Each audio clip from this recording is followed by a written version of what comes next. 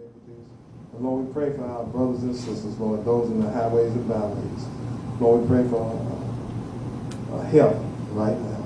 In the precious and mighty name of Jesus, we do ask. Amen. Amen. Good evening, brothers and sisters. The Lord is truly good. I'm Brother Carl Harrison. I'd just like to say you're truly welcome here this evening. And without further ado, I have taken myself out of the program now. We'll bring up Sister Deborah Frazier. Amen.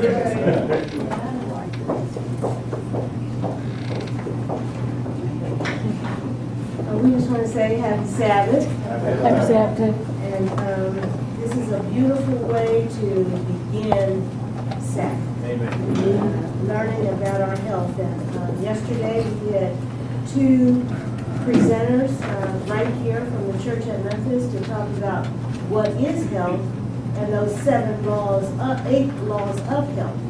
So I don't know, we're going to spend just about 2 minutes for anybody who would like to talk about either what they learned or what impressed them about the 8 laws of health and finding out what health is. So is there anybody who was here from yesterday first? Anybody here from yesterday?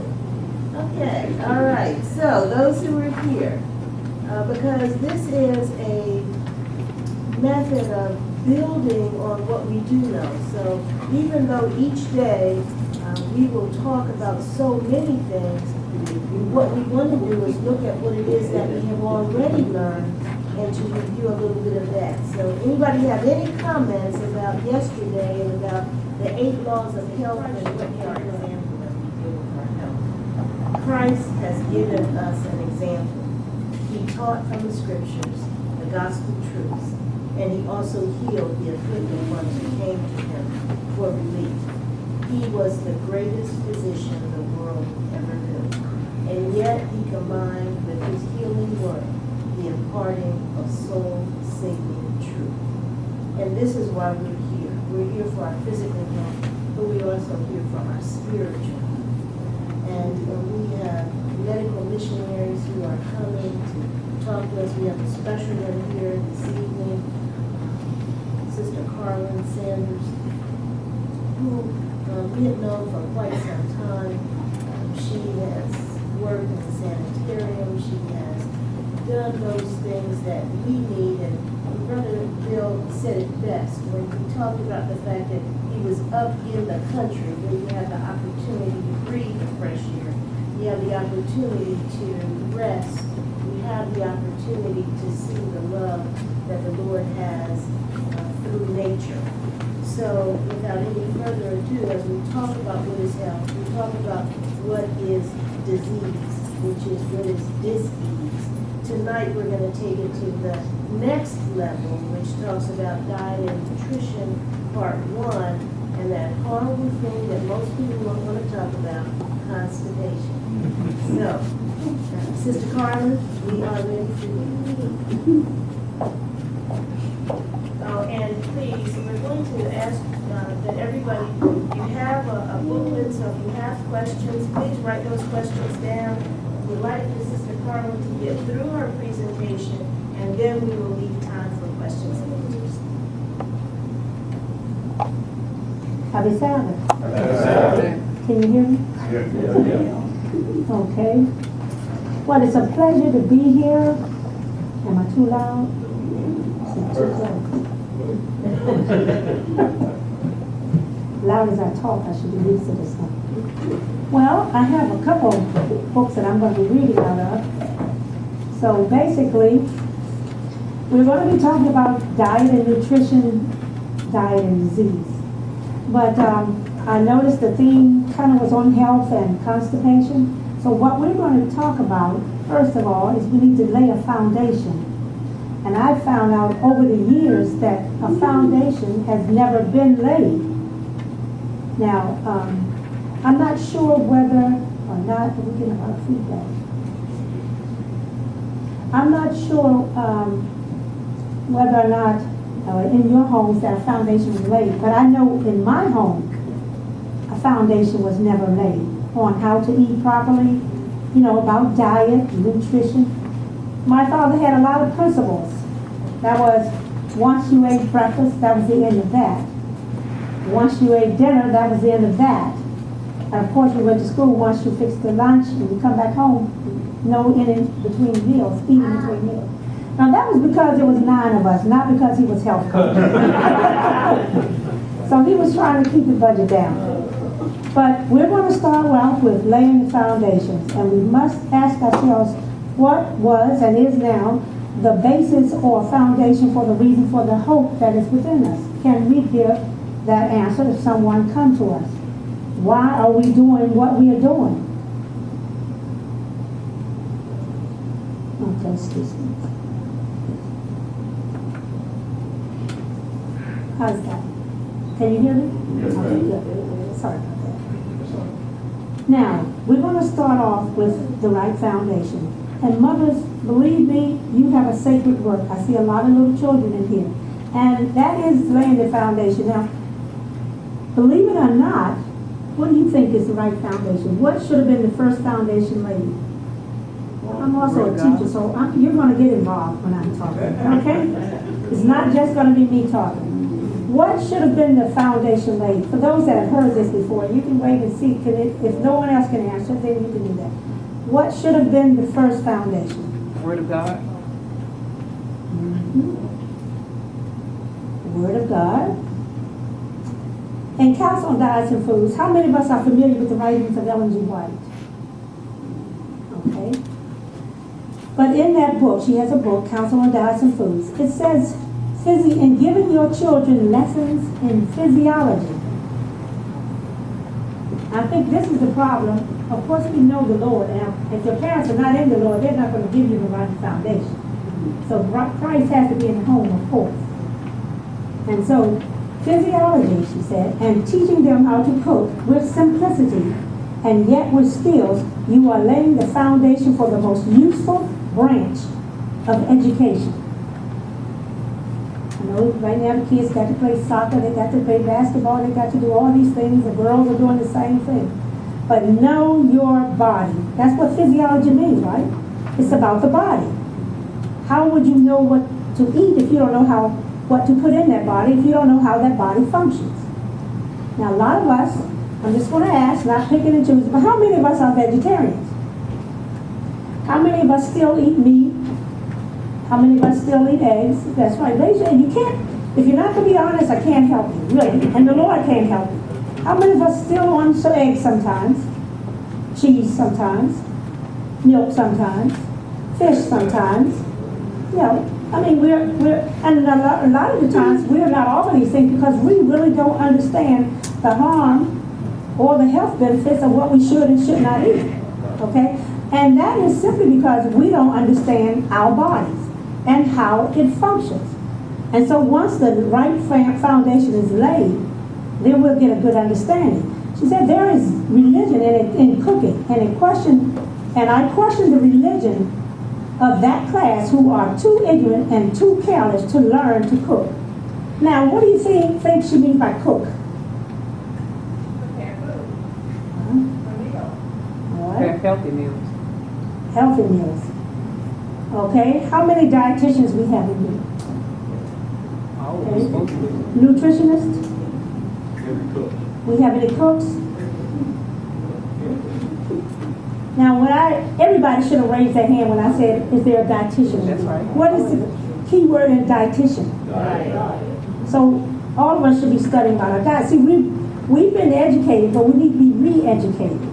Because none of us mothers, our mother, and I know there's a lot of grandmothers and mothers in here maybe, but we did not go to school. They would have died if we had to go to school to learn how to feed them, right? So we had to know dietitian, nutritionists. What's the key word? Nutrients. And so you need to know the nutritional value of your food, right? Then you do what? Prepare. Cook. Prepare. But a lot of times we just think we're cooks. We need to be more than cooks. In other words, yes, you're just a cook if you run home, open that refrigerator, throw something together and tell the kids, come on, let's eat, because we got to get, we're really busy. We got to hurry up and get going here. And sometimes we're just eating out the pots. But how many of us sit down, think about what we are going to go to the grocery store to buy. Is it nutrition, is it healthy for us?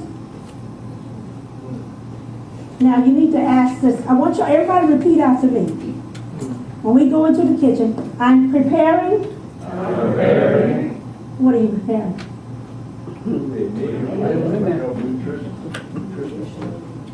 I'm trying to think about that. All y'all said I was preparing. I'm preparing. What? Think about it. I'm coming back to you. I'm gonna finish. I'm preparing my foods.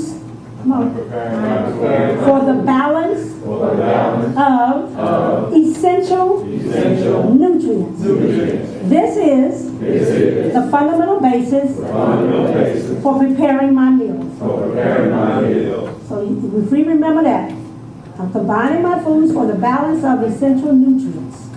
Not just for us to hurry up and eat something. This should be the fundamental basis for preparing all of our meals, okay? I'm going to come back to you again in a minute. Now, many parents educate the taste of their children. Did you know that?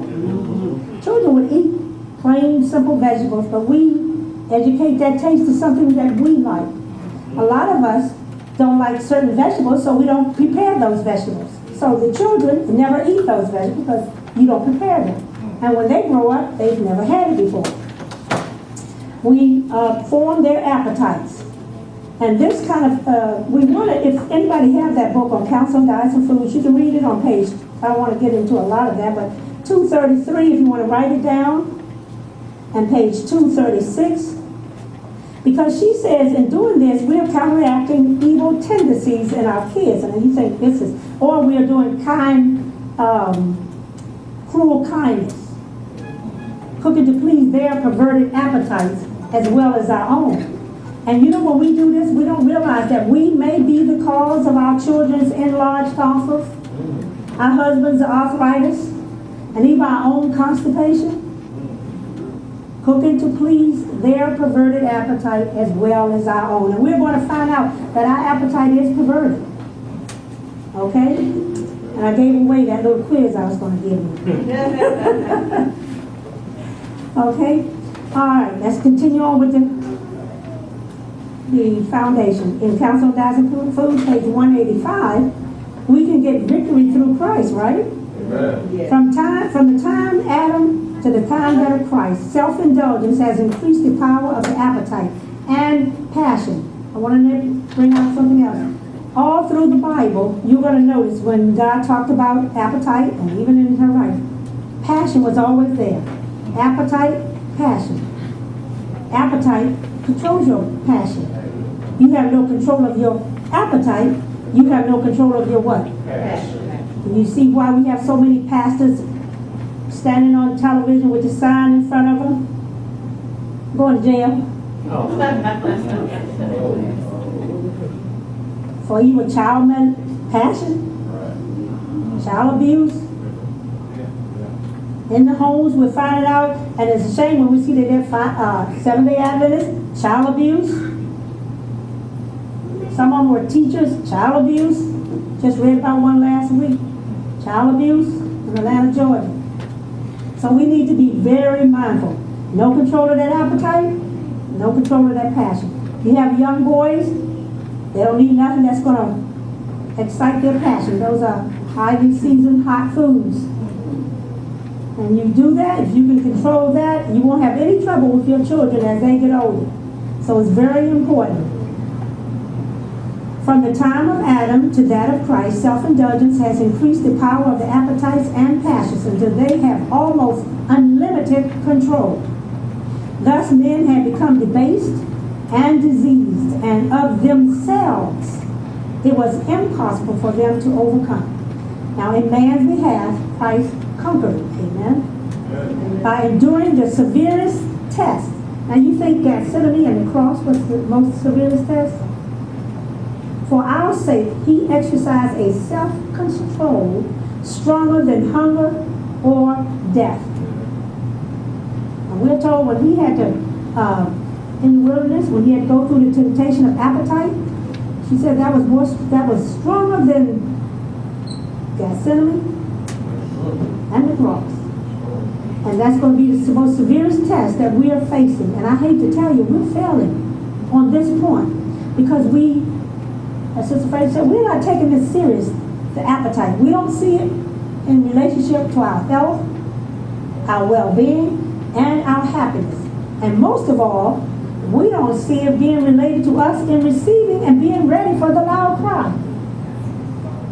In Council on Diets and Foods, if I think, page round between 30, 31, and 33, I can't quite get it, but says we are unready or unfit for the loud cry and receiving the loud cry, all because of our diet. And we're going to see why, if we're given time and we can get to it, we're going to see how this point, appetite, is very serious in our spiritual growth.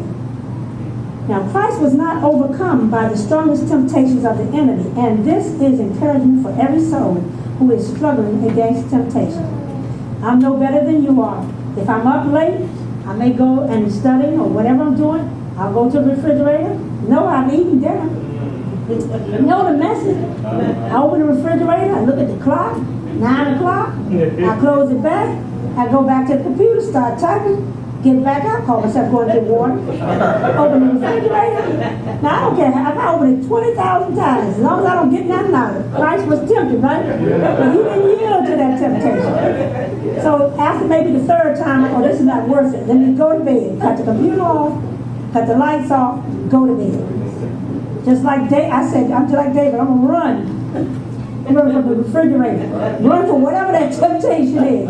And then if you're looking at television, God forbid, you call yourself, well, I'm looking at, now I ain't got nobody looking at cooking shows now, because that's food. Or if we say we're gonna watch the news, you got commercials. What are commercials? Food. And then sometimes we rationalize, I know you've done this. See, I didn't eat it all today. I only had a little bit. Even though it's 10 o'clock, I eat that little bit, you make it up, you can't do it.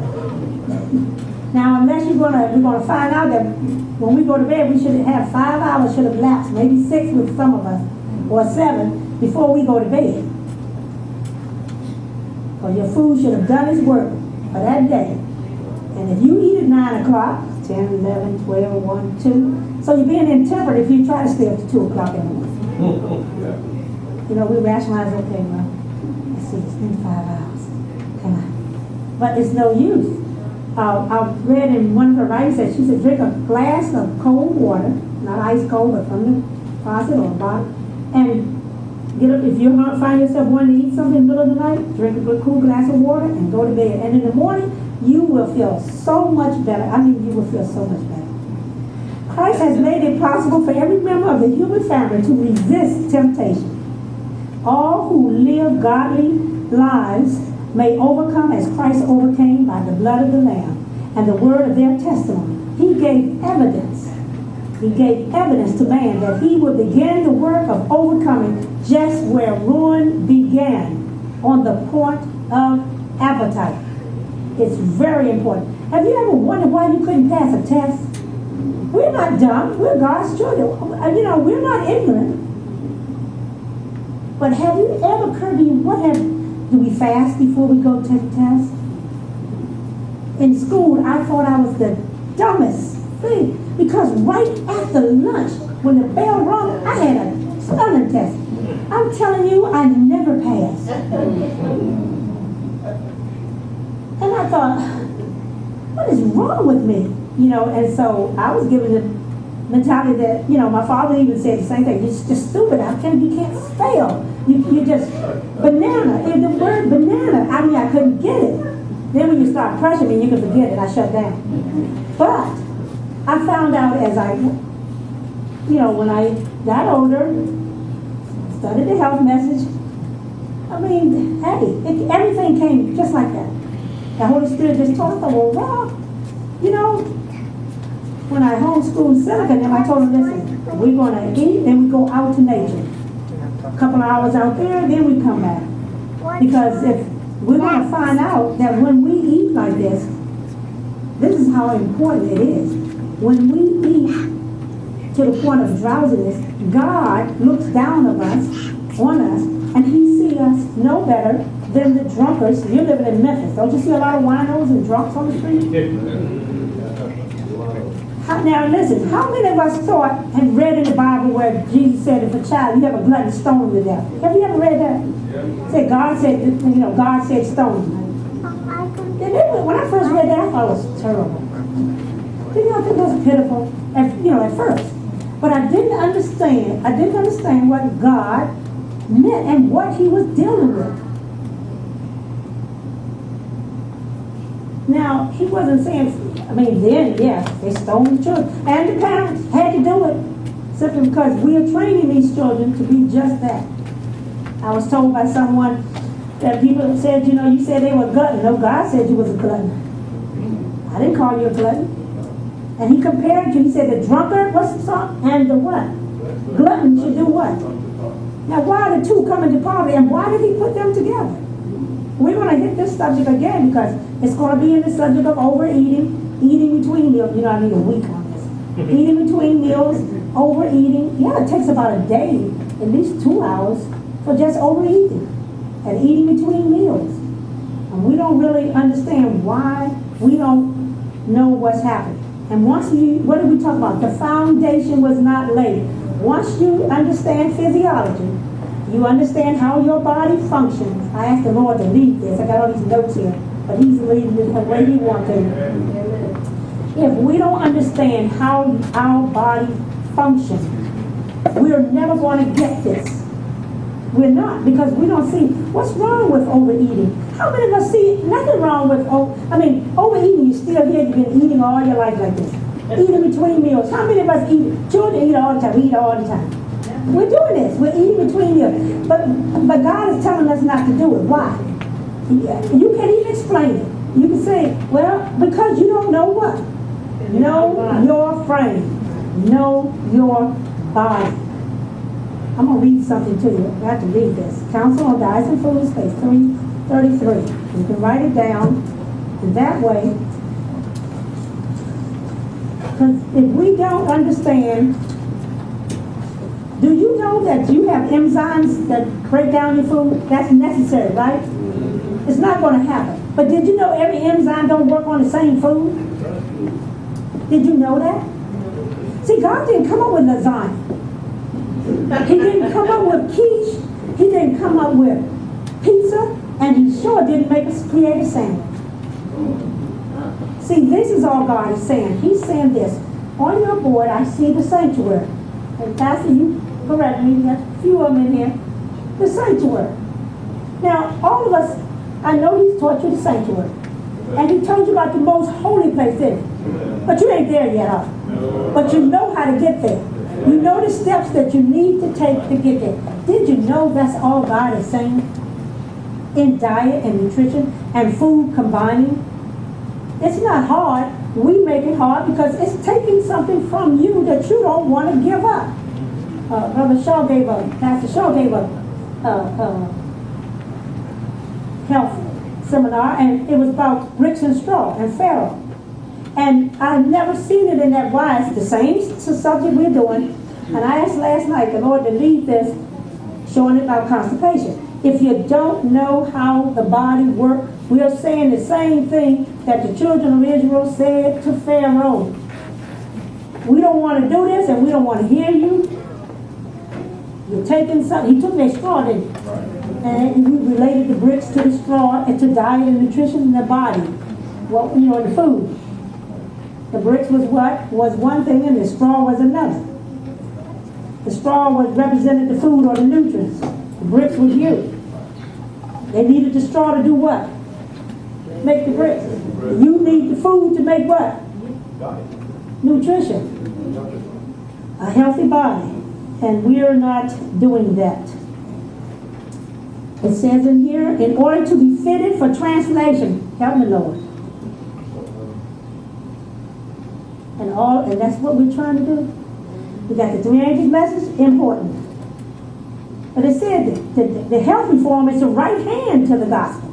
Without it, you can't open a door to the community. We're doing it. The Holy Spirit is just helping us out here.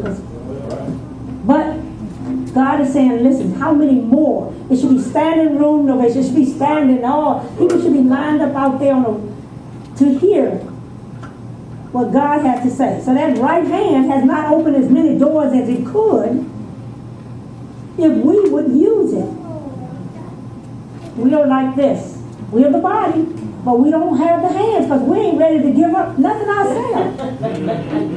You don't want to reach out. When you reach out, listen, my hand's behind here, it's stuck close to this body. But when I have to open the door, it gets away. We don't want to let it go. We don't want to let loose and let go and let God. You know, that's a saying, let go and let God. We don't want to let go, but we want God to help us. It says, in order to be fitted for translation, the people of God must know themselves. Now, what do you think? They must understand in regard to their own physical frames. What enzyme, not those that heard me say this 1,000 times first, what enzyme works on your starch foods that you eat? See what I'm saying? So it don't matter to you what you put in there. What food works on protein? All right, for those that know, what enzyme, I should say, work on starch? It's called what? Tyler, you said it right. And where is it created? Where does it start? With the process of chewing in the mouth. You have to start breaking the starch foods down. And if it doesn't do that, it may go down. But you know what organ has to come to its aid? Your pancreas. Now, if each organ is like a church member. Pastor shouldn't have all the work to do. So if you overwork him, what's going to happen? If you're supposed to be the one sweeping the floor, and you're supposed to be the one doing the dishes, but if he has to come in and sweep the floor and do the dishes, then he got to get his he'll be wore out. So if the pancreas got to do the work that should have been started in the mouth through the process of chewing, so the saliva comes in, and this enzyme called ptyalin mixed with your bread, your pasta, your mashed potatoes. You get what I'm saying? Then the pancreas come in. Now it has a job to do once that's broken down. But if it's not broken down, it doesn't it works harder. Okay? It works harder. Then when that breaks down, you become a what? Diabetic. And then you blame it on what? The starch out here, ain't no bread. No, once you have diabetes, you can't. You have to cut back on those items until you get rid of the problem. See, we have a lot of health issues because we don't understand our body. You got the liver. Thank God for the liver. It filters out. Do we know the function of the liver? What about your kidney? Each one of them have the heart, the small intestine, your colon. Some of us don't want, we're talking about causes, some of us do not want to clean out the septic tank. Okay. You're not, some of us live in the country, some of us don't. In the country, in the city, y'all got, people come and do that. But in the country, we got septic tanks. And when they get full, what happens? Now, do you put a little, go out there in the yard? Who has in the country got a septic tank? Now, when your septic tank backs up, you don't go put a drop of chlorophyll in the tank. That's not going to do the job. You got to get the man to come out there and vacuum out the waste. So what do? We have become cesspools of filth. Before this is over, we're going to figure out how much pounds of food do we still have in our colon. Now, I don't mind giving my testimony. I technically, really being honest, I should be 6 feet. Long time, I should have been a long time ago. And 6 months back, I thought I was. Do you know how, some of you know me for a long time, right? I came down, I got to give this testimony. I came down Tennessee because of my health. Chronic constipation. Mothers, you got daughters, pay attention to them. Notice when they're on their menstrual cycle, if they're flowing too much, there's a problem. And most of the time, it's nothing but constipation. Well, I had all these problems. Didn't 9 of us remember, so my mother doing the best they could, probably. I get down here, get my first enema. Now, when I was a kid coming up, I went to the bathroom maybe twice a month if I did that.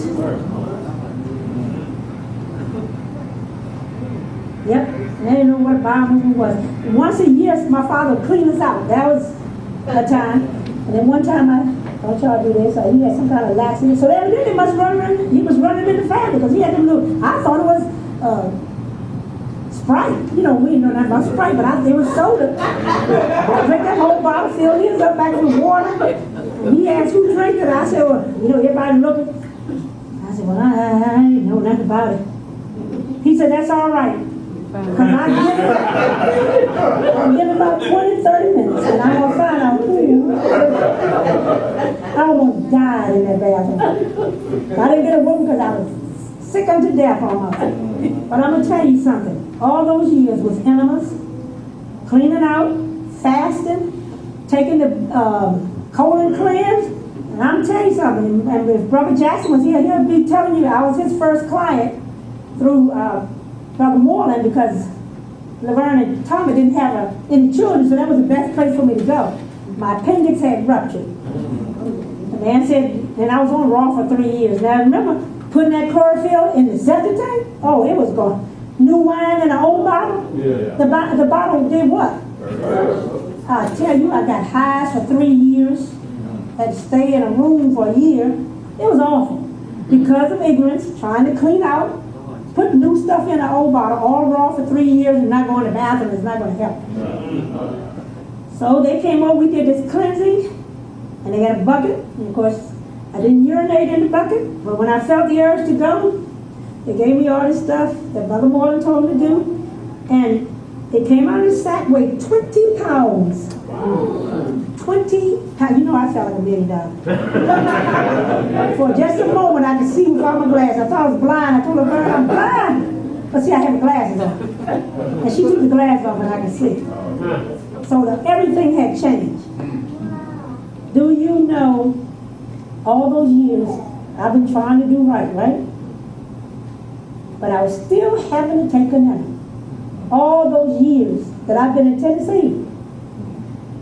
Because the colon got messed up. Now, it looked like everything should have came out, right? I'm taking an enema every Friday. Every night sometime, or first thing every morning. It was a routine. Or otherwise, I wasn't going anywhere. But see, this is why we need to know our bodies. If I had known the colon and how the colon functions, that your colon needs moisture, it creates the more, God gave it like that, it creates the moisture itself. But because of the history of constipation, it disappeared and it won't produce it anymore. So that means that if you don't make it move, you got semen packed in there. I didn't know this, right? About 5 months ago, I noticed the animals wasn't doing no good. Now, I ain't stopped eating. Eating my 2 meals a day. I do. Now, I have a very slow metabolism because everything's messed up, okay, because of this. So, I thank God for the health measures, because if I didn't have the health measures to keep me in line, I'd be dead. Because the more I talk to you, the more I'm talking to me. And so, okay, when the animals didn't work, I thought, okay, it's time for a colon. I need to go somewhere. This is not what's happening to everything. Well, they said we're going to do a colonoscopy. There was this blockage. But they said, oh, it passed. They did colonoscopy, but he left it there. But in taking the stuff that he told me to take, it just didn't move. I was still having that urge, but nothing was there. And I thought, well, I don't know what to do. Well, all of a sudden the urge came, and I was in there screaming. My sister came in the bathroom, and I'm just going to have to tell you, but you don't want to ever go screaming to you think delivering a baby? I've had 2 mothers and fathers that's been in the room hearing their wives scream. My sister said, what on earth? Went to the emergency room. Seneca just happened to be home, and my oldest son and my brother, they rushed me to I'm screaming every time that hurt. We didn't know what to do. They said, ma'am, you either got to cut your colon. They did an x-ray. They said, it's just mass. It's just a mass in there. I said, no. They said, well, we can go the other way. You know what that means? Put on a rubber glove. But in the meantime, when I had the colonoscopy, looking at the colon, the guy decided he saw a little hemorrhoid, so he's going to take that off first. Right there. If you don't know the body, you don't know the body, you don't even know what I'm talking about. I'm not talking about your small intestine.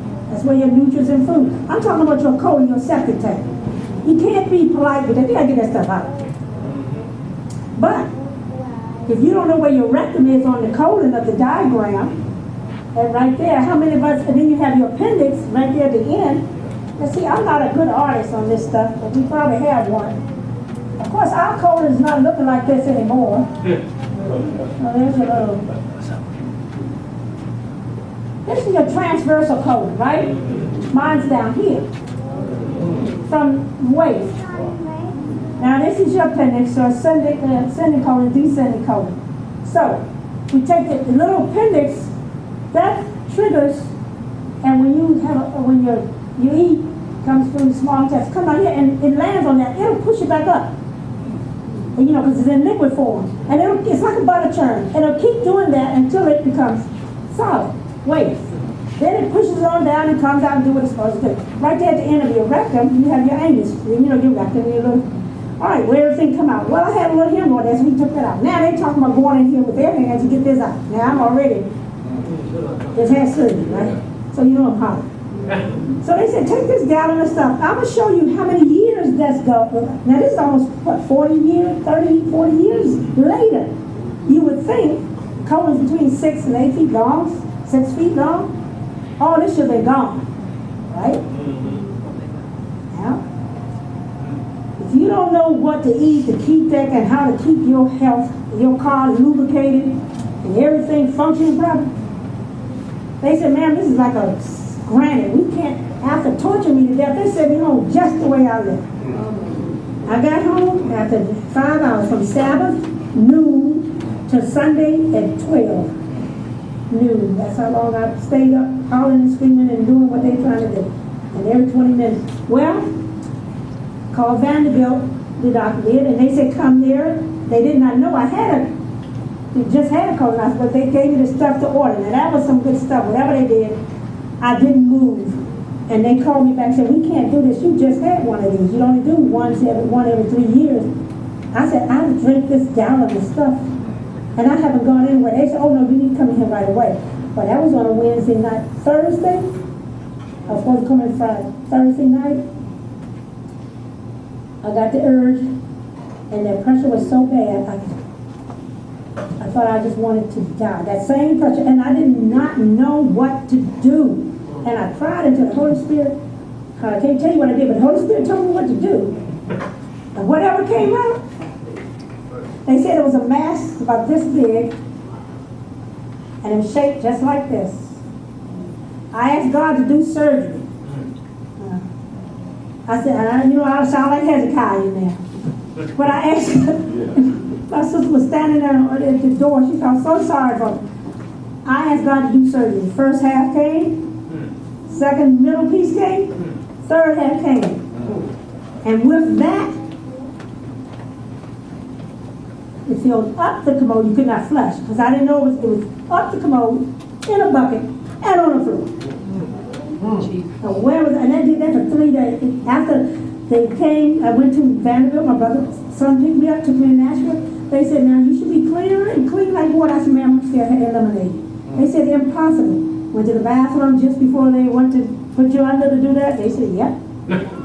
You're still going. And so they said, well, we're going to do it anyway because we're not looking for polyps because you didn't have any. Well, I must have been doing something right, because last time I had polyps, they said it was so many, they just left me. This time they said I only had one, and they took that the first time. Amen. So the doctor specialist came, he said, do you know your colon is not producing any moisture? So if you don't get it out, you can't go to a day without having it out. Then it turns to stone. It's just like a rock. So I said, well, what do I do about it? They said, well, this won't come back on its own. It's not going to. And he didn't. He said, well, I've been still researching on what I can take to get the moisture back in the colon. But in the meantime, they give you something like a little syrup. Now, I'm going to tell you something. It does work. It tastes like Karo syrup to me. He says, you can't afford until you come up with something. You take this. Well, it puts on about 10 pounds a day. See, that's what it seemed like to me. But you know what? I said, I'm not going to get on this. This is not. On this one day, the next day I didn't have anything. Do you know the next day, it didn't work. I said, Lord, you have got to deliver me. And it did.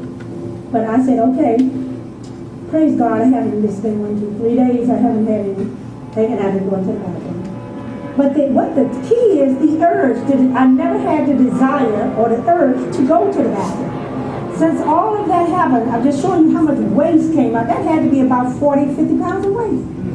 I had the urge to go to the bathroom for the first time in my 65 years that I can remember living. I have the urge, praise God, to go to the bathroom when I first get up in the morning. So it's not a thing that you think it's over with because, okay, I went on a 3-day cleanse, I went on a 21-day cleanse. Our septic tanks are backed up. And if you've ever been constipated before you got into this message, or you think you're not constipated, if we were eating 5 times a day, and when we were out there, didn't know how old are you, figure it out. Now, when you take an enema, or you take a herbal laxative, or you take whatever you're taking, the cleanse, and you eliminate that one time, you think that's over. I thought that was over. And yet, I was going to the bathroom with the enemas every day.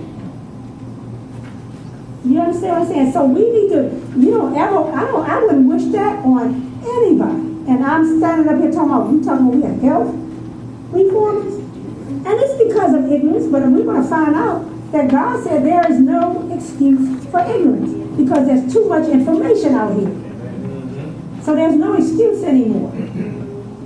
And said, and I'm going to read you what she said, ignorance is a sin. We got to treat it like a disease, and it must be cured. There's no reason why. I tell my grandchildren, go to the bathroom and see what it looks like. Look back. Because that's the index. Your feces is the index of what's going on in your colon. You don't see it until it comes out. If it's real tight and like a braid or a girl child and it's hitting the body, there's no moisture. If it floats and big and breaks up when you flush, you're on target. If it looks like this, something is wrong because your colon, I tell you, if that thing come out like this, your colon is wide. And if it's coming out like a pencil, something is wrong. If it's coming out liquid, something is wrong. If it's coming out mushy, something is wrong. So we need to be very careful. So when Christ was most spiritually beset by temptation, he ate nothing. How many of us are tempted and have trials? What do? That devil really got us up. He said he ate nothing. He prayed. Perfect submission to the will of his Father. And he came off conquered. So if he can come off conquered by praying to the Father, what's wrong with us? We think we can do it all by ourselves? You know, I know we heard that we got to do bad all by myself. We doing it. You ain't got to go to the movies and look at nothing. We doing bad all by ourselves. Now, still getting to the foundation. Foundation laid. We don't know the job of our pancreas, kidney, liver, gallbladder. They want to take they said it abrupted. I still got my thing. They didn't do nothing. I just prayed. Sister Phillips, Martha Phillips, bless her soul, helped me down off that bed. They said, you're not going to make it. Brother Morton took me out. That's when Brother Jackson, listen, I fought with the devil that night. I overheard them talking. No, she couldn't, she going to down us. You know, people, they didn't understand. There was nobody to take me. So that morning, I fought through that. Poor thing, they thought I was dead, so they sent my oldest son in to check on me. Then when he said, I heard him say, Mama's up. So then that's when Brother Warren said, we got to have somebody, because we've gone through this far. But he told me, he said, if you got enough faith to do this, then I'm going to help you. Because he took us to the hospital in his old truck. And we went back home in that truck, and a couple of times I didn't really think I was going to make it back up to Pulaski on that mountain. I really thought, you know, I have felt death before because I fell through the window and cut my hand off. See, God is good to me. I have little feelings there, thumbs attached to this. And that was when Sean was 45, he was 2. But I knew then, when you're dying when your blood in your car is up to your ankle. So So that was one time. So I knew I had that same feeling, and you can feel the life. And I asked God, I said, you promised, I told him, out loud in that truck, you promised that you would watch over me. And you promised that if I obeyed you, and I'm telling you, He will fulfill his promises if we are obedient to his will and his ways. So here I am today in the indulgence of lustful appetite, wars against the soul. Your souls, we're living souls. And it is a constant hindrance to spiritual advancement. Don't we want to advance a little higher? Some of us have been in this work for a long time. It is impossible. Christian temperance. How many have ever heard of this book? Mine's just called Wow. Christian temperance and Bible hygiene. I need to read it sometime. Especially about church trials. It has a lot to do with our eating and how we vote, yay or nay. When we should be saying yay, we're saying nay. So we need to be prayerful. In Christian temperance, Bible hygiene, page 46. It is impossible. What did I say? Might be, could be. Impossible for those who give rein to appetite to attain Christian perfection. Don't we have to be there? Yes. But it said it's impossible. It would have been we would have been lost if Christ had not got the victory over appetite. That was his first trial and temptation. So it's important, y'all. It's very important that we have a clear mind, that we can discern holy things. Now I'm gonna tell you something. I'm gonna read something. How many of you ever heard this little book, The True Principles of Health Reform? I know some of you may not, but I just want to read something to you. It is very important. It's in page 15 that you can get off the book. What happens when we are intemperate? The affliction of the stomach afflicts the brain. Let me read that again. The affliction of the stomach afflicts the brain.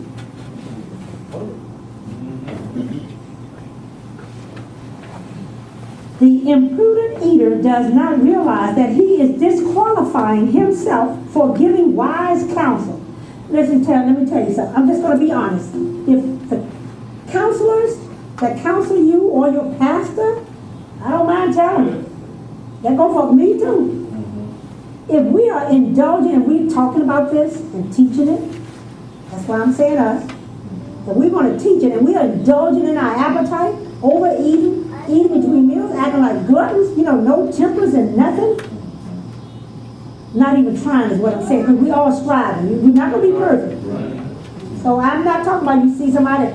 I ain't saying that the pastor is just trying to get to a point like we trying to get to a point. I'm saying just, you know what I'm talking about, being intemperate. The imprudent eater does not realize that it disqualifies himself for giving wise counsel, disqualifying himself for laying plans for the best advancement of the work of God.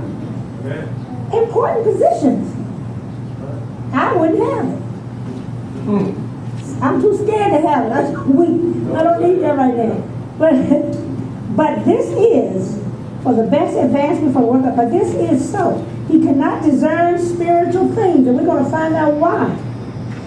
And in council meetings, when he should say yay and nay, he makes propositions that are wide off the mark. Because the food he has eaten has benumbed. Do we know what that word means? They're like benumbed his brain power. He knows better than that. You're not going to go in the corner and see that wino out there with urine all over his clothes, laying out there, and tell him to go pay your bill. You're going to give him $350. He said, "Can you go pay my bill for me?" You're not going to trust nothing to him. God can call me to be a member of the church. So whatever your calling is, that's what you focus on. I'm not focused on preaching. But all I'm saying is, if I see you out there and you can't stay out of the barbecue joint, you can't stay out of the McDonald's, I mean, you can go in there, go to the bathroom, go in there, get a salad. If that's what you travel, go in there. But you just in there every day. And you could run in here and go to the bathroom. Not McDonald's, you can make it. Gas station. But I'm just saying, now I got nothing wrong with McDonald's. They have to go in there and get a salad or some water or juice or whatever. Orange juice. Nothing wrong with their orange juice.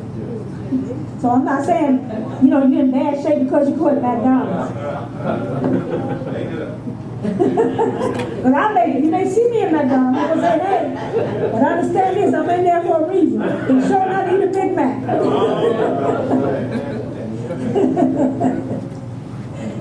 But we must really, really, really pay attention. Also, another book, Medical Ministry, page 275. We're going to move on. We are to beware, lest that which is taken into the stomach shall banish from the mind high and holy thoughts. You think nothing wrong with eating what you want? Otherwise, we are to beware, lest that which is taken into the what? Stomach shall banish from the mind high and holy thoughts. What kind of thoughts do you think you're supposed to be having? Show me, I have never in all my life seen so much wife swapping. In D.C., the church that I come from, I went up there to visit. I'm going to Portia thinking she's married to this one. I'm using her example. Portia's not doing anything. But can't ever get to D.C. But I'm just saying, I'm thinking you still married and you going shaking hands. And everybody in that church have switched over to everybody's wife and husband at least twice. Like you married him, then you divorce him and go to marry him, and all of y'all sitting in the same church. What is happening? High and holy thoughts have been banished from us. And it's running rapid and among us. And we need to get a grip. Why are we not having control over ourselves? And I say we. There's a problem in the church. And we got to realize there's more than just financial problems. So, you remember that thoughts bring on what? And action bring on what? And habit bring on what? And character bring on what? So overeating habits affect our minds and our thoughts, and we need to be mindful of this. Our commission is to go out, what, in Matthew 10? It says, heal the sick. But how can we heal the sick when ourselves we're sick? You be lusting after the man's husband or the man's wife. And if you have no control of your appetite, as students, we used to tell them at the school, you can't go on a missionary trip with us. You'll embarrass God and the work because they be gluttonous. They don't have no. I have tested students. You know, you used to have what self-service. I had to stop that. Ain't no self-service. You had to serve. Because if you let them, I went to one young boy's plate and I took 2 plates of food off of his plate and gave him some. That's how much they eat like that. Why? I'm going to take my granddaughter, for example. She got a mother, right? Sakura's what, 5? 6? See, I'm getting up there. And why should she say, what do you want? Well, you know, I'm never for that anyway. What should I fix for dinner? What do you want? What do you mean? You ask her what she wants for dinner. What should I buy for dinner? Well, you know what they're going to want. So you don't, sometimes you don't even give them a chance to eat it. You don't, they just be picking. You don't want that, so you've already put it in your mind. You don't want that? She told me she don't mind me saying, she said, oh, the kids don't eat bread. And she said, daughter don't eat bread. My grandbaby ate all the, she ate the whole, she ate the crust at home. I saw her eat the crust today. And they ate all the crust today. I said, do y'all know, I told them, I said, listen, do y'all know that there are children right here in the cities, and I call Memphis, that are eating out the garbage chute? And y'all gonna throw the crust of bread where they eat it. They go tender heart, they ate the crust. You don't have no money. I told her today, I said, you know, somebody buying this sandwich. Y'all eat as much as you can of that crust look real hard. But you cannot ask them what they want. We are the parents. They are our children. They are God's gift to us, and we want them back. Do you think you're going to heaven without these kids? I mean, without even trying to teach them, but you know the truth. It's not going to happen. I'm going to tell you something else. You ever heard the old song, I'm going to sit at the welcome table. Now I'm told, am I correct, that Jesus Christ is going to gird himself up, and he has the menu already. He's going to feed us, right? You think you're going up there telling him what you want on the menu? Think about it. The menu is plain. It's already set. The table going to be prepared. And you going to go up there murmuring, complaining that you don't want what he has on that table. Well, I'm going to tell you something. God loves me so much, Carlin, that he is going to leave me here. Because he's not going to have me up there miserable. So you're just not going. I'm just going to be up front and personal. We're not going. It's too late to pamper y'all. That's right. That's right. It's too late. I was reading some stuff you sent me and then got on. It's too late to pamper. Time is running out. And if we don't understand that we are not going, if our character is not changed before Christ get here, that desire. Now listen, we have first graders, second graders, and third graders, I like to say. Outer court? Am I right? Yes, just for a second. The outer court, because diet is important. Food body, your habits of eating. We just move that to the side. The outer court. Now, here, the most holy place. Then you have the first department, right? And then you have right in here. There we are. We sacrificing our food. We sacrificing meat for the big front. Now we came out there. We were out there eating that dog, hog, everything. Getting everything from the tail to the snout. We were eating, right? But we get in here, see the burn rate, we can put him on the ark, but we still got to drink it. You know, we swap it. We ain't inside yet, we swap it. God is patient with us. So he's saying, listen, when I start talking about if we ever get there, if I have to come back, because I know for most schools, I want the black book, because we're going to write it. He's going to say, there's going to be no big fight. So he says, go ahead and swap. You can have your pancakes and waffles. There's nothing wrong with pancakes and waffles. God's not trying to take that. For example, I'm just going to give you a little hint. We don't want to scare you to death. But when we start talking about food mining, God is trying to tell you something.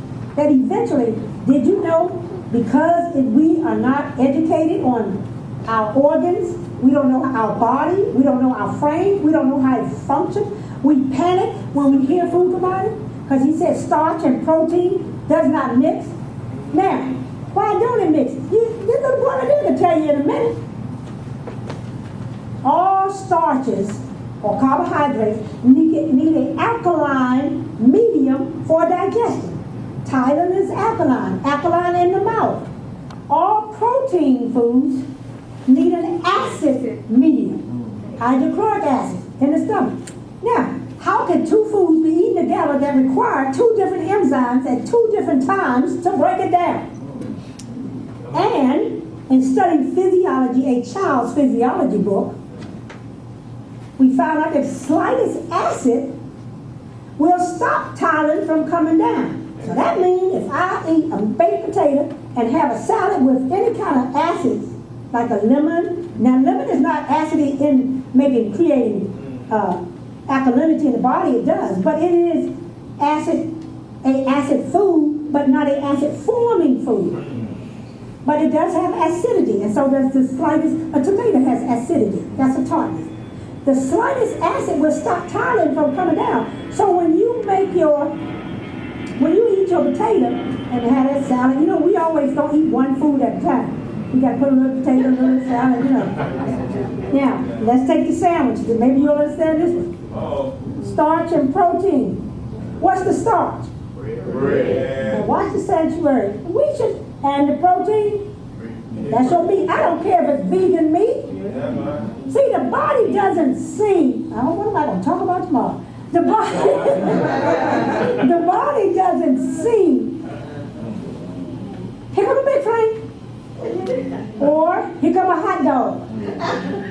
When we eat our big frank on a whole wheat bun, the body sees nothing no different than you going there to the fair and getting a hot dog. You understand? It sees protein and starch. It doesn't see what you see. So as far as the body is concerned, the body, thank God for the mercy of Jesus. We're still doing the same thing, but God, Jesus understands. And you will actually feel better. You know, I try that every time I do it. Now my daughter love to tell you, I am miserable when I leave. Or when I'm at some place and I know better because of my health issues, I don't eat it and I go, oh God, help me. When I get home, I just be so bloated. I won't say nothing to nobody. And I get home, I can't wait But the very thing that they were eating, they come back from the restaurant and tell me their doctor and their blood pressure was lowered. They got off the meat. See how God honored them? I've been off the meat 40 years. I ought to be moving up. So, you know, I've had my taste of those things. But we need to keep making those things for those until we educate other people. So you don't just stop doing things. So you have different levels of people. You have people out there. You have people in the, there we are. You think you're in the first department. We out there still, you know, God is dealing with us, but he's saying, listen, when I come, it won't be there. And I want you to eat simple. Now, that's all food combining is. It's simplifying your diet. It's not taking nothing. Because none of us, I heard a brother say he's single. I mean, you know, he doesn't have anybody, so he's alone to do his cooking. But we are not ready for translation. And as long as we're living, we're counseled that we should eat vegetables. Green vegetables has the same chemistry as blood. We need that. As long as we are sinful creatures on this earth, we need those vegetables. So my advice to you, whoever you work, is to incorporate. It won't take long to make a little salad. You don't require, if you don't want to cook, you ain't got to eat a little salad. But you need to eat some kind of green leafy vegetables. Sisters, and talk to your pastor, and be better. You know, we need to come pick up the food, but you try to help the brother out if you can't cook. And brothers, it says that we should be coming to cooking schools. I'm getting ready to open up a cooking school. Come learn how to cook and get the joy of loving yourself enough to cook for it. Love God enough to cook. I enjoy cooking in that kitchen. I can cook for y'all in 20 minutes and we can all sit down and eat. That's how much we should love to cook. And we must do this. Wives, cook for your husband. Husband, if you're tired, cook for your wife. That's right. And if you don't know how to cook, she said, if I was old, I would find a place to go to learn how to cook if you don't know how to cook. If your wife don't know how to cook, send her to the school. You know what I mean? Somebody needs to know how to cook in the family because look, you got children. It is your responsibility to learn how.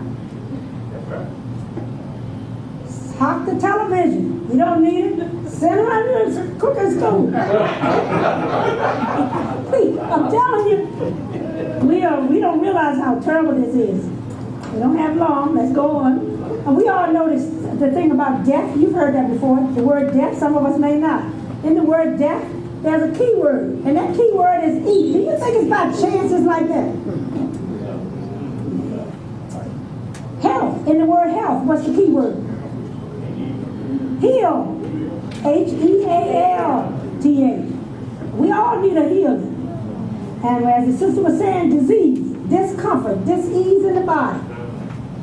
And all because of our eating habits. We haven't even touched the surface. What must I do? Some of you figure, oh Lord, this is crazy. What do I do? I've been eating all my life. My mother told me the same thing. You're a vegetarian. The legs ate. That's right. She done forgot that all they gave us was acid. Beans all our life. Beans and potatoes. Starch and protein. Sunday, greens.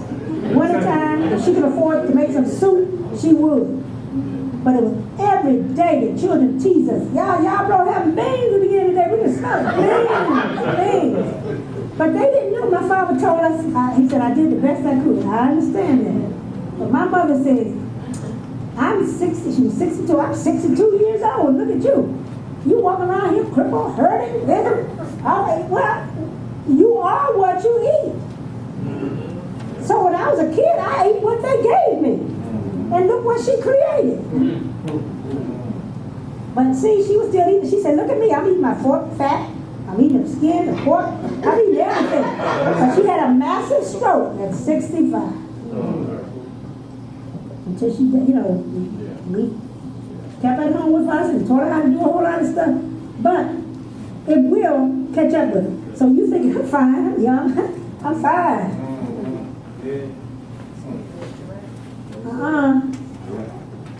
I'm going to read something to you. The transgressor must pay the penalty. Now, who paid the penalty for my parents' ignorance? That's right. The transgressor must pay the penalty in his or her own body. My mother's not going to have cancer from me, or arthritis, or rheumatism, or gout. It's not going to happen. Or bursitis, or any of those things. Now, I'm going to hit something. I was just impressed last night. Did you know that when the body becomes too acid, these joints build up, arthritis could be in the weakest part of your body. Arthritis and rheumatism will form. And I'm telling you, it's not a rheumatism. Bursitis is worse than arthritis and rheumatism. The pain wants to send you to glory. You feel like, now I got bursitis in this. I've been crushed in a car accident. Everywhere I was crushed, those parts of the body got either bursitis or arthritis. I'm a walking miracle. They told me I was not going to walk anymore. I was in a wheelchair for 21 days. After 21 days, I claimed the promise. I exercised. I did everything. With Sister Phyllis again. And I opened up that restaurant in Paris in 21 days. So God is, I'm telling you, I don't know why I'm still here, but I thank God I'm still up and able. But if we as vegetarians, how can you, I'm not going to get in another subject, we're going to hit this because I like to get up close and personal with you. How can you have bursitis or arthritis or rheumatism and you're a vegetarian? Just ask yourself that. You're doing everything right. What's wrong? Too much acid. You ever ask yourself what's wrong? Okay, somebody said it. Come on, don't be ashamed. Classroom. Too much what? Acid. Acid where? Your blood. The blood. In your blood. The blood must be alkaline. You know when your blood gets too acid, the heart ceases to beat? You ever heard about those children that's playing basketball and they pass out on the basketball court and they said they had a heart attack? The heart just stopped. Because what did the coaches tell them to eat? McDonald's hamburger. What's the difference between your griller burger? Acid forming to the blood. These are foods that are, don't worry about the acid fruit like a lemon, drink lemon in water every day. Alkaline leaves an alkaline residue in the body. It makes it alkaline. Gets rid of that toxic and waste. But acid forming foods are your killer. And you only need 20% of those foods. And we eat 80% of those foods. French fries. Nothing wrong with potatoes. What you're doing with it. You get a soda. Now, you got your griller. We have these little picnics. Get some chips for the kids. And we got them a little soda. And we say it's health soda. What does the body see? Everything you ate right that day was 100% acid forming to the bloodstream. So, nothing wrong with griller. You want to get a griller? Don't make you know what I do when they come up? Fix it up for them. There you go. Green steamed vegetables. Gotta have a sandwich. God didn't create a sandwich. That's why he didn't create it. I'm going to tell you something else. We're going to find out, I can't do it, but since tomorrow's, I have the 10 o'clock, is it 10 o'clock hour? We're going to show you through the wilderness, because we need to see why we're constipated. That's why you're constipated. The body can't, when you stop the process of food from being digested, it ferments and putrefies in the colon, in the body. And so it's not moving anywhere. Quickly, because I know we're not going to get in it, but I'm going to give you a little hint. You live, Memphis is not that big, but in D.C. they have a subway. You get on the subway train. Now, what happened? Do you want to live in the subway? You know, killing and stealing. You know, they can't. My sister can't wait to get home off that subway. She don't want to stay in the subway. Your stomach is the subway. When you eat the food, it wants to get out of there quickly. Why do you think? See, we don't know physiology. Why do you think your food got to get out of your stomach real fast? But why? Why? What's wrong with the stomach? Somebody stand up and who said that? It's hot, it's warm, it's like the oven. You cut the oven on 350 and when the bell rings, bang, can you live in that oven? The stomach is a warm incubator. And if anything stays in there too long, it putrefies and ferments. It doesn't go anywhere. Now, eat between meals. There's nothing wrong with eating between meals. I mean, I just had a peanut, 20 minutes later, I want something else. But I'm going to tell you something. The body doesn't work that way. God didn't create it that way. Do y'all understand that we need to study our frame, know our body? When you eat your breakfast at 8 o'clock in the morning, let's say 8 o'clock, the body starts working on it, right? If you don't drink with your meal. Because we all know drinking with your meals dilutes your digestive enzyme. That means it weakens it. So drink up to 20 minutes before eating and 1 hour after eating. All right, we got that settled. Now, let's say you ate breakfast.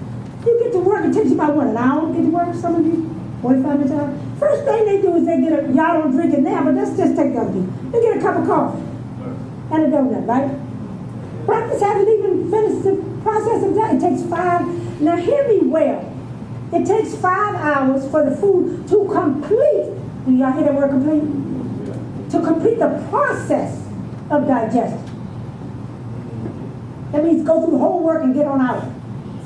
Okay? Now, he ate the donut. The breakfast at 8, he got to work at 9:15. He went down there and got that. That's on an hour, about 9:30, he started eating and drinking. The digestion of that breakfast at 8 o'clock stopped. The body starts working on what you just ate. And if you drink with it, it won't even work on the food, it'll work on the liquid. Now, remember this warm incubator sitting up here? So breakfast held up, putrefied. Now, here it is, 9, 10, 11. They get it. Some people go to lunch at 11:30. All right, you eating a lunch, or you maybe just eating a snack. You know how we are. I know how I used to be. You got bars, candy, or something sitting on the desk. All right, you go and you get that. You didn't stop the coffee and the donut. That's sitting in there while the candy and the peanuts. Did you know one little peanut can hinder the process of digestion? You know, you said, you take, you already messed it, just spit it out. Then you got lunch. Now you gonna go and say, I'm gonna be healthy today. I'm gonna get a raw salad with broccoli and collard. You know, we just gonna. Then, and remember this salad as I go along. So everything's stopping here. That's still sitting there fermenting. Now here, everybody gonna come and work on this lunch. All right? You're gonna eat something else from 12:30 to 1. You're gonna eat something else for 5 o'clock. Yeah. At that job. So then lunch sits in there while you eat this. Now on the way home, you may grab some people chewing gum, some people just eat anything, just throw a little something. I know one person keeps a bag of seeds and they, pumpkin seeds, but they think they're healthy, so they eat the pumpkin seeds. Now they done held up sunflower seeds. They done held up all this stuff. Then they get home, now they get home about 7 o'clock. Poor children. We are so out of position. Children got to go to school in the morning, and the bus comes at 7:30 from 7 o'clock for the grandkids. So you got to wait until 6 o'clock because I've watched them. You got to get them at 6. Got to get them up, get the breakfast. They got to eat at 6. So they can get on out and get their clothes. All right, here you are, getting home about 7, 8 o'clock. They can stop to the store probably or something. By the time you get home and start throwing what you call dinner together, you tell the kids, go on eat. I hurry, because they got to go to bed. They're going to bed on their food. And it's about 9 o'clock. And they screaming, and I know my grandchildren, there's been times we had to ask them to eat late, they did. And that one has a nightmare, just screams and hollers all night. Y'all might as well eat late. Don't feed him late, he won't have no night. Don't give him nothing to eat late. And you having dreams. And sometimes husbands, now it's the wives, I don't know. Your wife can get some rest about 2, 3 o'clock in the morning if you just don't go to bed eating. Remember, appetite and passion. And you have a happy marriage. I'm serious. Because 2:30 in the morning, nobody needs to go over 2:30 in the morning.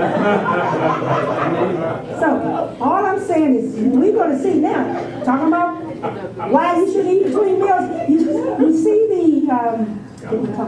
see the backup? You see what's happening? But because you didn't know anything about your stomach, you thought it was fine to be backed up like that. So if you backed up like that, where do you think your bowels are? So you passed it today. You said, I had one bowel movement. That was what, last week's food? And I know that to be true because I've seen people that had come to the sanitarium, they have an animal and they got corn and everything else. They said they had corn last month.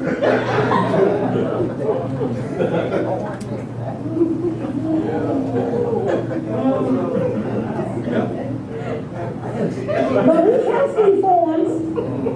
We're health reformers. Doesn't mean you give up. That means you go forward. Say, I'm going to take one day at a time. And if you fall, Jesus is there to pick you up. Listen, let me tell you something. I tell everybody. I told Commissioner, I'm fasting, did good. Got to let me taste this salad. Listen, I tell them all, I got to have a clear mind if I want to talk to anybody. Because my digestive system is so poor. When you eat, blood is being drawn, and it's time for me to stop, from your brain. That's why you need to know physiology. To aid in the process of breaking down your food. That's why you're drunk and you can't think at that moment. You can't do no test. You can't read. And if you don't do that, so how, if you're in that state of mind, how can the Holy Spirit call upon you to do anything? So we want to conclude this tomorrow. Prayerfully, I'll figure out how we can weed in overeating so you can get a better understanding of what a thus saith the Lord and what the Bible has to say about overeating, eating between meals, hasty eating. I'm guilty. Eating on the run, in a hurry. Drinking with your meals. We understand that pretty much, right? You understand why? Somebody tell me why. We close it. Can't close until you tell me. It doesn't break it down. There you go. It dilutes your digestive enzyme. Now, in closing, why are you preparing your foods? When you go into the kitchen to prepare foods, you are preparing your food for what? Essential nutrients. For what? Essential nutrients. For what? The balance of Essential nutrients. It's very important that you remember that all through while I'm talking, I'm going to say that to you because you're going to understand it better by and by, as Brother Solomon used to say. You're going to understand it tomorrow. That we need to prepare our food for the balance of essential nutrients. It is very imperative. If we are, I read to you, we're not ready for translation. We're not ready for Jesus to come. And we can't understand the spiritual things, the message that they're trying to give us. And it's a love message. It's not about the beast and his image so much. What are you going to do about the beast and his image if you don't even know Jesus? That he died for you on the cross. And if you don't love him enough to take care of the temple, know ye not that your body is a temple of God? You don't care about the beast. You that beast. We done came all the way from Maryland, we the beast. Then brought it to Tennessee. You can run, but you guys, you can't hide. We are carrying these things with us, and we're studying to not to become what we've become, what we've been running from. So what we need to do is understand that God is a love message, and all God is saying is, I want to come back for you. But when I come, I want to be able to take you with me. I don't want to leave you here. Because if our character is not right, if we're lusting for big frames, I'm just using that example because none of us, and if we're lusting for chicken and fish, it's not going to be there. You're not going up there eating them little animals. You're not going up there trying to, if you're a thief when Jesus comes, if you die a thief, you're going to be a thief when he comes. And you're not, ain't no thieves going up there. If you're lusting for food, if that's your God, we have a belly God of 3 square meals, plus go by our perverted appetite. And if you have another God other than God, be it a car, house, children, he'll remove it. That's right. And he doesn't like this belly God. It is the biggest one. He ain't worried about the cars. But see, he's worried about you. And he's coming for you, not your vehicle. But this temple, and he wants us to be ready for him when he comes. So I hope I see every last one of you tomorrow.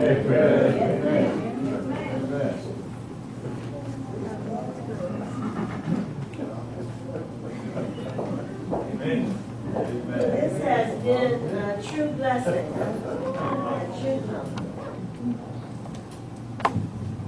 This has truly been a blessing for us, and I'm sure for everyone. Now, we did set aside a few minutes for people, if you have any questions or any comments for Sister Carla right now.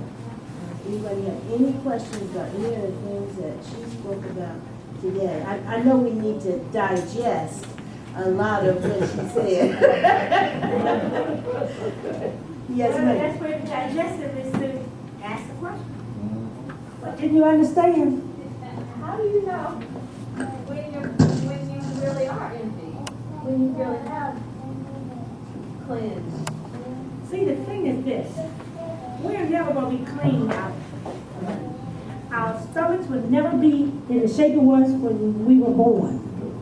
A perfect colon. But at least try to keep, at least if you're eating 2 meals a day, if you ate yesterday 2 meals a day, you should have had by now 2 eliminations. If you have not, you need to consider something.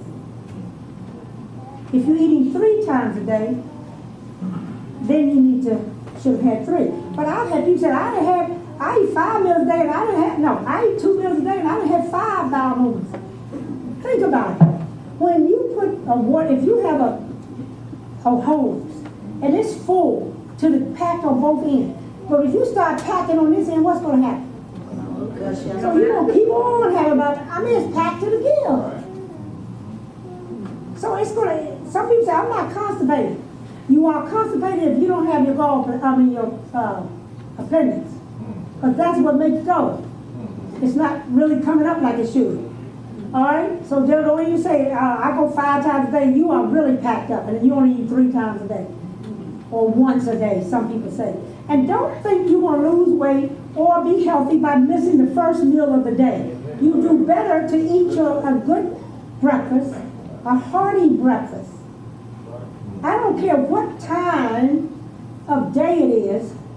You know, we try to eat around our program. We're going to make God's program work the way we want it to work. And we're going to work God. Let's put it that way. Heavy meals in the morning. We're going to find out that this happened in the Bible in the wilderness. Heavy meals in the morning. Light, what are you doing at 5 o'clock? In a few months, it's going to be dark at 5 o'clock. What are you doing? You're not mowing the grass. You're not plowing the field. You're not doing anything but looking at television. And we sit up here eating chicken, gravy, mashed potatoes, bread. Now you say, well, that ain't me. Just put your vegetarian food right there. We're eating it. And I'm not dealing with saying don't eat the chicken. I'm saying, because once you understand that this diet is better than that, the Holy Spirit does his job. I'm just telling you, don't eat it late at night. And for those that are not vegetarians, maybe we can get together and I can show you how you can eat what you're eating without not too much protein. And you're going to find out too much meat and chicken. And we do the same thing at church, potluck, what we call it, dinners. We got 4 or 5 different types of veggie meat. That's too much protein. The older you get, the less protein you need. Now, and we're going to get a lot on these problems. People that are gluten intolerant can't have gluten. Wait a minute. Can't have flour and gluten. What's wrong with the wheat? What's wrong with wheat? What's wrong with wheat that ain't hybrid? Stop picking on the hybrid. You ain't gonna buy a hybrid. See, this is what we use as an excuse. You're gonna get organic, then that's what you're eating, right? You know you ain't buying no hybrid, right? I'm gonna tell you something. I can't afford all the time. I'm not gonna lie up here on the South to get. I have to go to the Walmart and get some flour. I'm just saying, whole wheat flour, the whole grain. You know, there are times when I can't get it all the time. I don't have it. It's not all the time. So we make it hard for people in the community. There's a lot of projects behind the school that I'm getting ready to open up. I don't want them to think they can't even eat. They can't eat healthy. The way we put it, what did I just say? They right there. They get them in there. Can we get them in the door? We can't help people get in the door so they can hear about something help. I spent 2 years going around the cities of D.C., Maryland, to find out what the people could eat in the projects, because that's where I come from. And I found out that country crop has the same ingredients as the soy stick market. Well, they ain't got $5 in there. They don't have that. So I found out they can go and get the same ingredients there. That helped them out. Got them off on the law. At least they know how to get to Crisco. They was thankful because their outright and things got a little better. That's why you meet people where they are. That's right. That's all I'm saying. If we can get them in that part, they can see and taste that they're going to do tomorrow, so I can move up a little better. That's all it's all about. Getting them to in the door so that they can see what God wants them to, how God wants us to be. And we're supposed to be happy people. We may not be the healthiest because we have messed up our body, but we're striving. That's right. When they see you striving and willing to help them go forward and not put them down when they fall, because I fall Right. all the time. Yeah. That's right. So, no, this body, the stomach, going to always be a little bit not perfect, but we don't have to let it stay in the condition or get worse. So just strive. If you know you have not eliminated today, then maybe tomorrow or tonight you need to do something about it. You know, and an enema, what's wrong with enema? Y'all think, you know what, it ain't gonna keep you taking enema. It's better to get it out than to keep it in. Amen. So take a little warm water, lemon, salt, whatever, but you need to get this stuff out. We're not holding tanks for waste. Any more questions? Ask all you want. Babies, Okay, you can you. babies who have a hard time. I said babies 1 year old, 2 years old, who have a hard time. You might not have to as parents, but you still as parents. Have a hard time what? Okay. A baby, now, you ever, most of the mothers, when your babies used to grunt and cry, a lot of children cry because we're giving them colic. If they should not have any starch foods before they get their chewing teeth. They get their chewing teeth about 2. That's when you should start breastfeeding. But we give them starch cereal. And we think the more that baby cries, the more we should put it in their bottle. Do you know they're crying because they got gas, colic? They're not crying because they're hungry. The body will not break it down. Do y'all understand? That's why you need to chew to keep these teeth. Or get some false ones. Because you can't gum in tired. Get some false teeth. I'm ready to get mine on. Get some false teeth. We got to chew to produce this time. I know it sounds crazy, but that baby, how old is your baby? Now he has his wisdom teeth. He ain't got no chewing teeth. But we giving them things, you give them potato bread. See? We already creating, what did I just say? These evils in our kids. I don't mean the kids are evil. These things that's causing them to have problems. If you breastfeed, and we say, I gotta go to work, you know, they used to start breastfeeding, and here go, keep breastfeeding them up, keep on breastfeeding. I told them, breastfeed them until they were 2, when they was getting a little older, they still wanted. And I said, we got to wean them. We are the only creatures on the face of this earth that are sucklings for the rest of our lives. Why are you having milk? What's the purpose of soy? Why are you spending your money on soy milk? I'm giving an example. I'm just talking. Nobody call my mother a cow if you want. You see what I'm saying? But our mother is a cow. I was raised up, dairy milk. That ain't your mother. A cow weans a calf. A horse, a male weans a coat. A goat weans a kid. Everybody weans everything. We are 99 years old, still sucking on milk. What milk?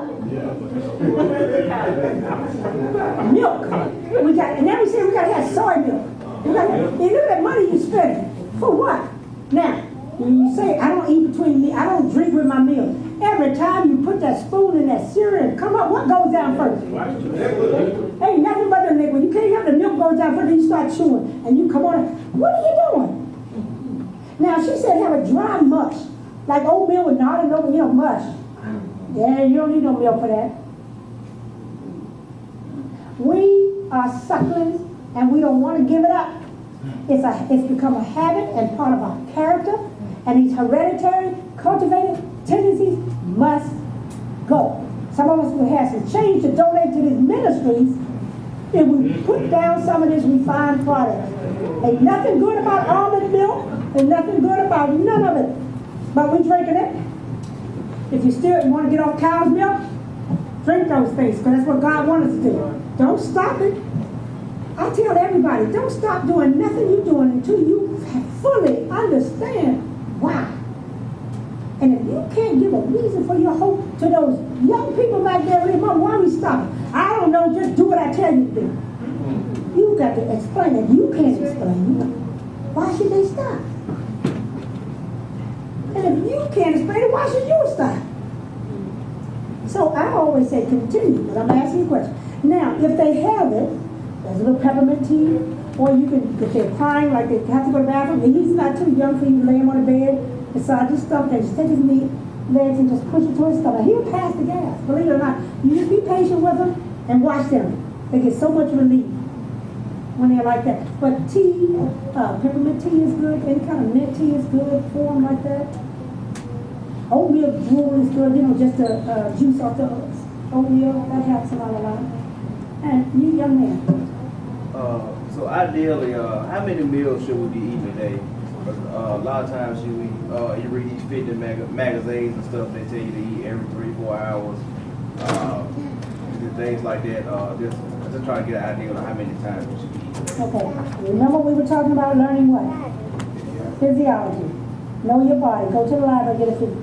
You'll find out that your body you don't have enough time in the day to eat 3 meals a day if you did 5 hours apart. 2 meals a day, try 2 meals a day. It's better than 3, and watch and see how God works. Now I have 2 boys. About one of the oldest one is tall as Carl, thinner but taller, big, muscular, and I have another, the father of those 2 and the wife, a husband of my daughter. They never had nothing but 2 meals a day. Born 2 meals a day. You don't know nothing but 2 meals a day. That's the way he was born and raised. Fine, healthy, and African network. Fine. Your children are not going to die. You're not going to die.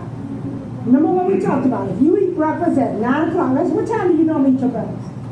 You're around that, about 8 or 9. All right, and so it takes 45 minutes to an hour. Really, you should take your time and eat. So let's go 10. 10, 11, 12, 1, 2, 3.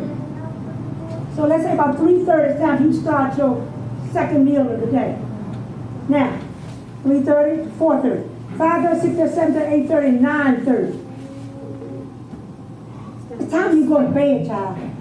What are you going to do?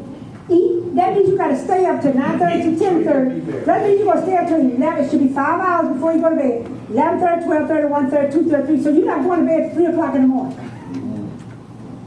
That's being intemperate. That's crazy when you got to get up and go to school or work. So the body wasn't made for us to eat like that. And when they tell you, I'll challenge any physician, and I've done it, if they tell diabetics eat 5 times a day, 5 little mini meals, they come to the clinic and they get 2 meals a day, get cleaned out, get rid of all that toxic, get everything level right, and they never touch their medicine, and they're on 2 meals a day to this day. It doesn't, the devil has us all this information. And I tell people, you call me, don't use me as the last result, so don't figure out, I've had people call me, I got this problem. And they call and I give them, well, so-and-so told me, I'm going to try, so call me. Because you're going to get the truth. And the truth is you need to do this. 2 meals a day. It's better than 3. Try it, I'm saying, and see how you feel. And if you feel hungry, can you get in your 2 quarts of water in between there? Drink your water. In between the day, get your water in. I got in a gallon of water 2 days ago. You know, it was hard to get any gas. We could drink, instead of eating, drink some water. When the thought comes to you, I can tell you a quick way to curb your appetite. Every time you get around and pick up your Bible, breathe. You never want to eat. That's how it started out with me in D.C. Every time I want to go to the refrigerator, I would read my Bible. Because I'm telling you, I was used to 3 meals a day and any time in between. You had about 5 meals a day. We're gonna cut down from 5 to 6. We're going to cut down to 2. That's what I did. I said, Lord, I'm going to obey you. When they said you got cancer in your left breast, it was time for you to obey who? And I never had no surgery, and I still have both breasts. Thank God. Amen. All I'm saying, that's why I came down. All I'm saying is there's going to come, and we don't need a crisis to make us do this, because you may not recover from the crisis if you know better. I didn't know better. All I know was what my parents taught me, but I told God, if you give me a chance, there's got to be a better way. And my babies was young when I came to Tennessee, 1 and 8, 9. So we have to, we don't play with God. He's trying to save us. Do we understand that? Amen. And that appetite, that food is a killer.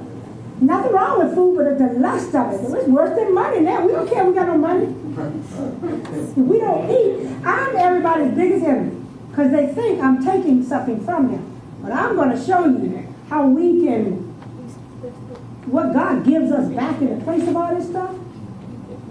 You know, you're giving up your chicken, you can get something better. You're giving up your eggs, you can get something better. You're giving up your cereal, you're going to find out you don't need. You know. Is that it? You got one more question about Okay. Charles? So you said 2 meals a day, but how about once a day? Now, you know, the body needs nutrients. And see, you got to have a breakfast. That's your heaviest meal of the day. That gets you your fuel and your energy. And then you need something 5 hours to 6 hours later. But 1 meal a day, you can eat it. If you eat 1 meal a day and you say, well, I'm doing good. Pretty soon, your frame, the bone density, and everything else, you don't know you're losing these nutrients in the skeletal part of the body, but it's happening. And it's not healthy to put anybody on a 1 meal a day unless you're doing it for a fast or a reason. Especially, please don't put your children on that. Remember, they need more protein than we do. The older we get, we're not running around like these children. Some of us sit all day on our job. And when we come home, we lay and lounge in the sofa all day. And God forbid if we have to cut the grass. I mean, that's a lot of work. So all I'm saying is, my parents ate that pork, but they were on farms. My mother said she worked, they was up at 5 o'clock, they'd done a day's work at 5 o'clock. And they wanted us to experience that, and I did. Every day of my life, till school got out, our clothes were packed. We went to a 600-acre farm that my grandfather had. And we didn't come back until it was the day before going to school. They even measured our foot so we wouldn't come home. Send it back. The shoes and everything was there. 8 of us, they were glad to get us on that farm. And we worked. When my grandfather got up, he had done a day's work. And when they come into the table, it was a feast. It wasn't nothing like what we eat. And then you worked. Tobacco, corn. When my grandma first told us, go pick some lima beans and string beans, I'm thinking we had rows. It was acres. I couldn't even see the end of the string beans. So bushels and bushels and bushels. So we don't work off pork and fat and fried food. We don't do anything but eat it and sit down and watch it spread.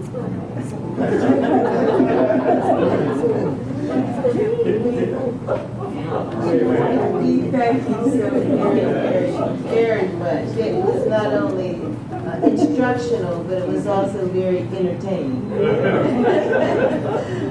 It was such a joy. So we're going to turn it back over to Brother Paul. We look forward to seeing everybody tomorrow. Amen. Truly good. We thank the Lord. Blessing. I got my woman. So I'm trying to cut down from 6 to 5, 4, 3 to 2. Now I might need to do 1. Remember, as long as you know where you got to get to. Amen. And how to get there. Amen. Lord is good. And we'll just say, help tip, another help tip to You start out in the morning, drink you 2 to 3 glasses of water as soon as you get up. And then what? You said don't do that? Drink take the juice of one lemon. You want to get rid of the toxin that's in the body for overnight. And then always drink 2 glasses. Okay. It's better than nothing. But you want to take a quart jar, mayonnaise jar, whatever jar you got at home, that's 2 quart. Take the juice of one fresh lemon, squeeze it in there. Get some warm water now. Drink that down. That's going to flush the kidneys. So you're going to run urine. That's fine. But eventually, if you do that every morning, it'll stop. But in between time, maybe 2 hours later, I get me another quart. And I try to nurse that for about an hour. Try to get it down. And then maybe try to get all your intake in before 5. But you want it, because toxin build up overnight when we sleep. We don't realize that, but when we wake up, our body is very toxic. You drink that, or you can take a walk, but you need to drink. Then take a walk, and it just flushes out that toxicity in the body. Amen. Can I ask the lady? Yes. What do you eat for breakfast? Well, you know what you eat. I'm gonna give you an example. What you Just eat an for example, dinner? yeah. What you eat for dinner? What I eat Like, for dinner? let's say the rice and some greens and a salad, things like what you would eat. For dinner, I reverse that. We eat that for breakfast, and what you eat for breakfast, for example, is lighter. Let's say if I want some waffles and fresh fruit on it, that's what I have in the evening. Or I have a fruit salad and maybe some of my vegetarian sauces. Let me give an example. Or I may have some guacamole, fruit, and maybe some guava or something like that in the evening. But in the morning, I eat my heavy meals. Turnip greens and collard greens, love them. I may make myself some cornbread for the grain. I may have some black-eyed peas. You see what I'm saying? Yeah. And a salad. But you have that because that's the time of the day you need to do all your work. You need that fuel and energy. Now they go to school, and Carissa says my grandchildren, they have their little container, and she be having some of that rice, and sometimes it be spaghetti. They be the vegetable meals, and that's what they take to school.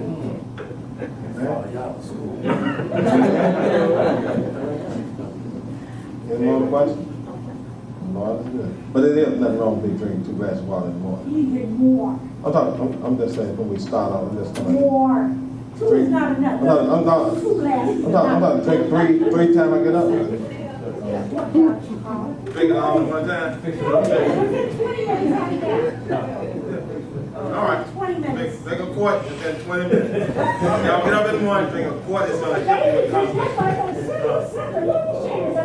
I am ashamed.